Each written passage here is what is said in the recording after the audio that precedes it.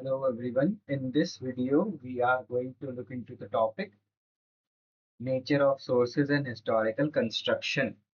In this video, we are going to explore the diverse sources used to reconstruct the history of ancient India, ranging from archaeological findings and material remains, epigraphic evidence, numismatics, literary works, and foreign accounts.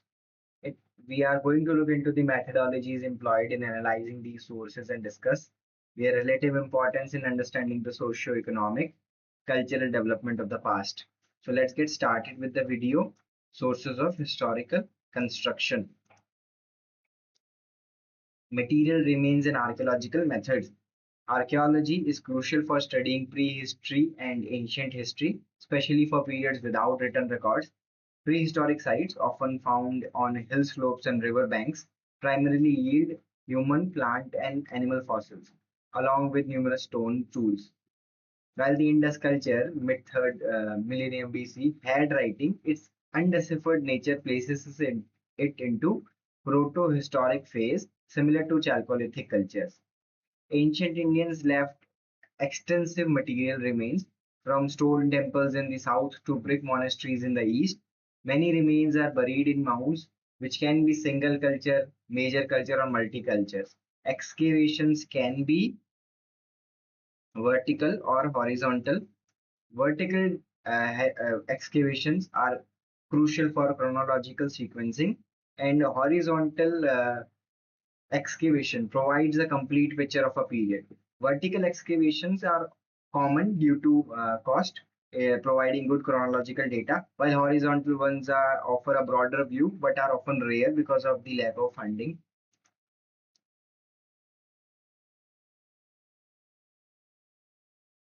Okay. Yes. Dating methods and environmental insights. The preservation of ancient remains varies with climate. For example, the dry regions like Western UP and Uttar Pradesh, Western UP and Rajasthan offers better preservation than humid areas like the Gangetic Plains. Excavations have revealed early villages from around 6000 BC in Balochistan and material cultures in the Gangetic Plains from 2nd millennium BC, showing settlements in layout, pottery, housing, diet, and tools. Megaliths in South India containing tools and belonging with the dead provide insight into the life in the Deccan from the Iron Age.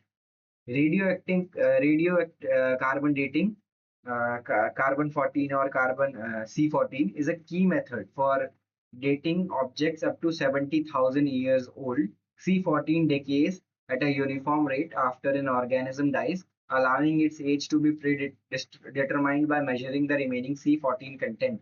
Half-life of C14 is 5,568 years. Similarly, there is another method which is pollen analysis of plant residues helps reconstruct climate and vegetation history, suggesting agriculture in Rajasthan and Kashmir around 7,000 to 6,000 BC. Scientific analysis of metal artifacts. It identifies mining sources and technological development, while another method, animal bone examination, it indicates domestication and usage. It reveals domestication, provide insights into ancient livelihoods and subsistence. Role of numismatics unveiling economic history. The study of coins, known as numismatics, provide significant insight into the ancient Indian history. Unlike modern paper currency, ancient Indian coins were primarily made of metals like such as copper, silver, gold, and lead. Numerous burnt clay coin molds, especially from the Kushan period, indicate widespread minting. With no modern banking system, people stored wealth in earthenware and brass vessels, leading to the discovery of many hoards containing both Indian and foreign coins, including Roman ones. These hoards are preserved in museums across India. Early coins featured symbols, while later ones depicted kings, divinities, names, and dates. Their fine location reveals circulation areas, aiding the reconstruction of ruling dynasties. particularly the Indo-Greek. Coins also illuminate economic history, serving as a medium of exchange and payment. The issuance of coins by merchants and goldsmith guilds highlight the importance of craft and commerce. The post-Maurya and Gupta period saw a flourishing trade, evidenced by the large number of diverse coins, especially gold coins from the Guptas. A decline in trade is suggested by fewer coins from the post-Gupta era.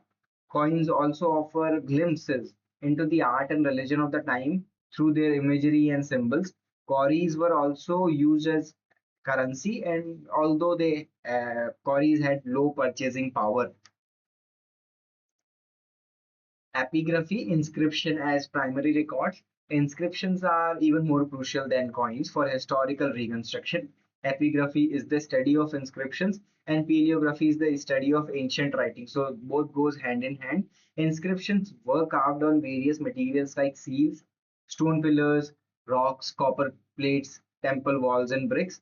The earliest inscription in India were predominantly on stone. Copper plates became common in early Christian centuries, though stone gravings persisted, especially in South India, where temple walls bear numerous permanent records.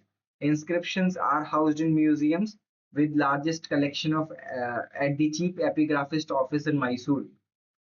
The earliest inscription from the 3rd century BC were in Prakrit, with Sanskrit gaining prominence from the 2nd century AD onward.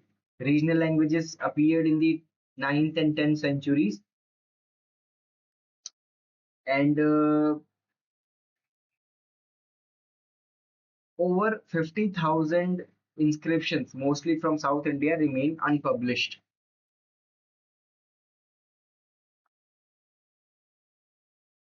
Deciphering ancient scripts and inscriptional content. The Harappan inscriptions, dating to around 2500 BC, are still undeciphered and are believed to be pictographic. The earliest deciphered inscriptions relevant to Indian history are Iranian, from the 6th century to 5th century BC, found in Iran and written in Old Indo-Iranian and Semitic languages using cuneiform script, detailing Iranian conquest of the Sindhu area. In India, the earliest deciphered inscriptions are Ashokan, primarily in Brahmi script, left to right, and which was written left to right, and Prakrit language from the 3rd century BC. Some were in Kharoshti, which was written right to left, and Greeks and Aramaic were used in Pakistan and Afghanistan region.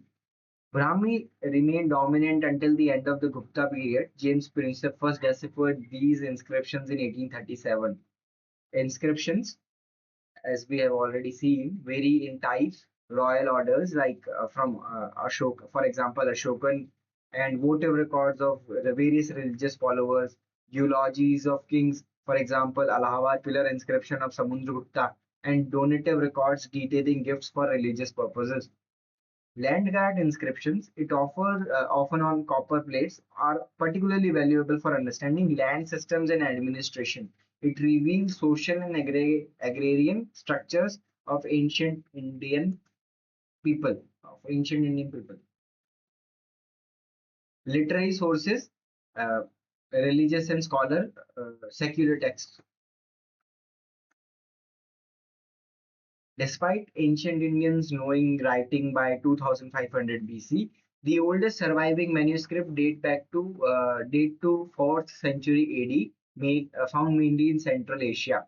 In India, manuscripts were written on birch bark and palm leaves. These are now preserved in libraries. Most ancient books are religious. Hindu religious literature, including the Vedas, Ramayana, and the Mahabharata and Puranas, shed light on social and cultural conditions of the ancient India.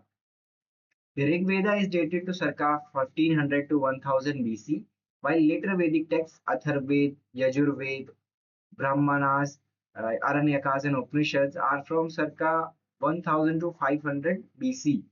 Vedic texts often contain interpolations.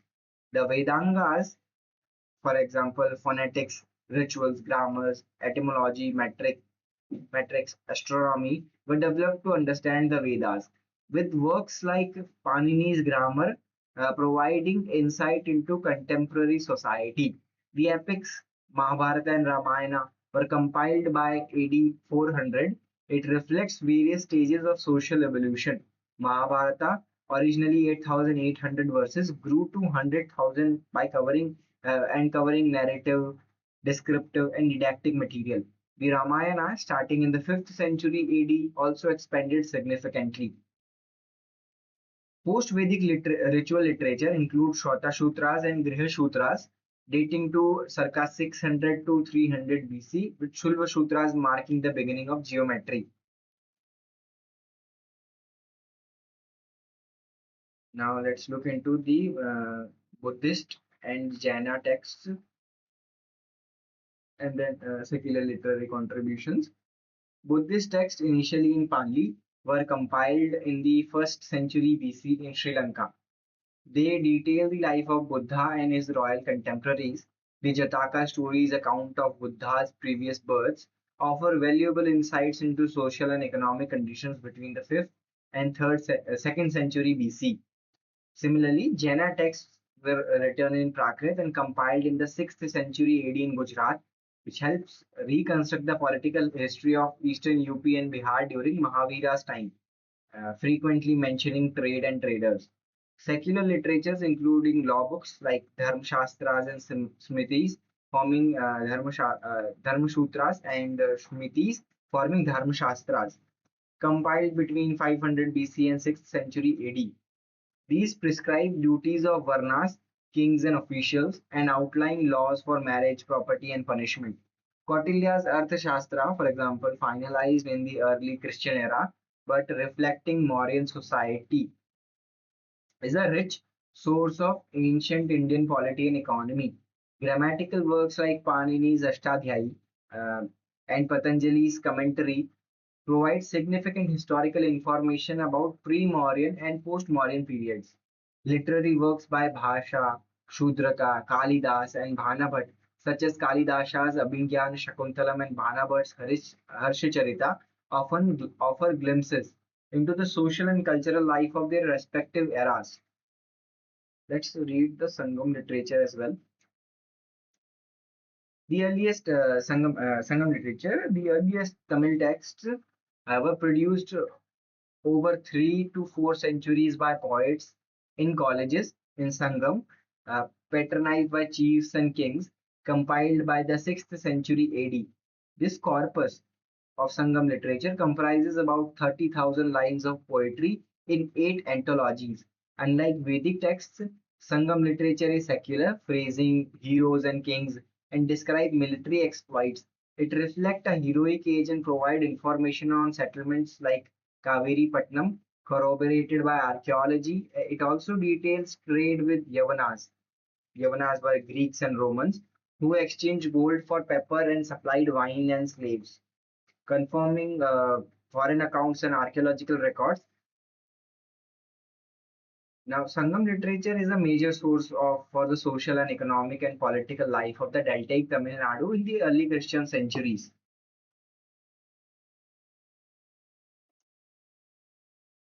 Foreign accounts supplement indigenous literature, Greek, Roman, and Chinese visitors like Megasthenes, who wrote Indica, left valuable records. Alexander's invasion, unmentioned in Indian sources, is reconstructed from Greek accounts. The identification of Cendrocotus with Chandragupta Maurya is a cornerstone of ancient Indian chronology. Greek and Roman texts like the Periplus of the Erythraean Sea and Ptolemy's geography provide data on ancient trade routes and geography. Chinese traveler Huaiyan, who was here in 5th century, and Huangzhang, 7th century, documented social, religious, and economic conditions during the Gupta and Harsa period. Huaiyan and Huangzhang, Megasthenes and Pericles.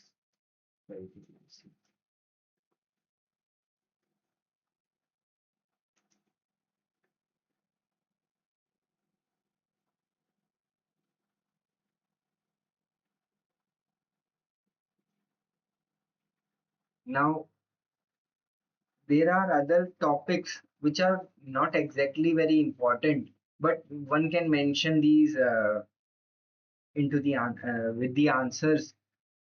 like the village study, because oftentimes what happens when we are focusing when our focus is on royal history or the history of important people, we often tend to ignore the history of the common population, the history of communal sharing or caste loyalties, and how people used to live in a village, how an ancient tribal society used to work, how marriages and family structures were different from urban areas from urban areas in village. There was social inequality, like the historical sati system, or the nature of ancient Indian society, and what kind of rules were followed in the village areas or ancient tribal societies.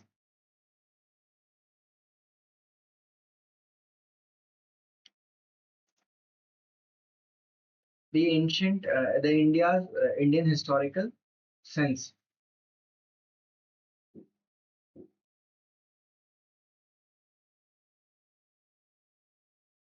Paresh Sharma in his book argue that often time in ancient Indians are charged with a lack of sense of history. It is evident that they did not write history in the manner it is done today, nor did they write it in the way the Greeks did. But he goes on to write, despite this perception, uh, despite this perception, the Puranas offer historic dynastic history or inscriptions from Ashoka and Kharvela demonstrate a strong historical awareness through dated events. Biographical works like Bhanavat's Harshacharita also showcase historical writing.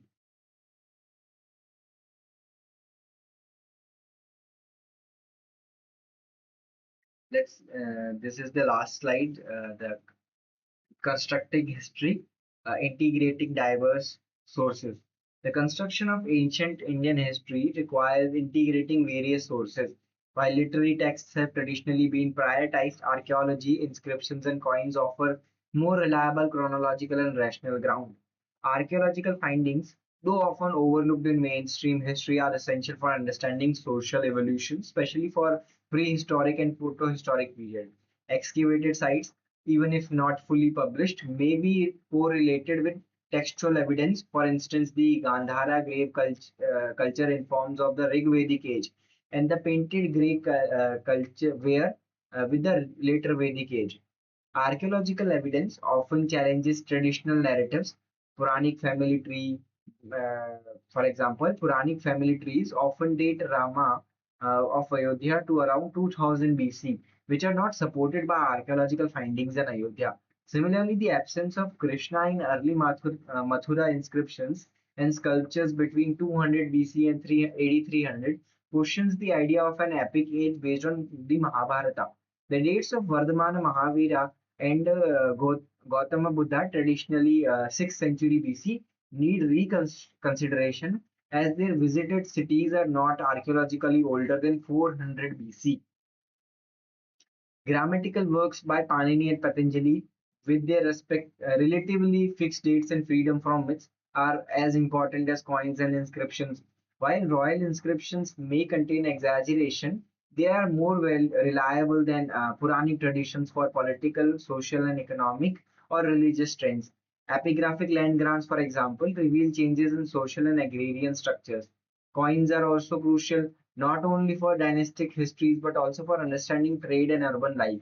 A comprehensive historical reconstruction demands a critical collection and analysis of materials from all these sources, acknowledging the relative importance of each and integrating insights from natural sciences, village studies, and comparative history to uncover a more accurate and nuanced past.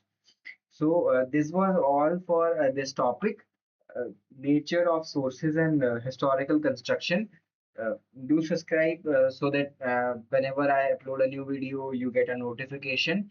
And also join the Telegram channel. The link will be in the description.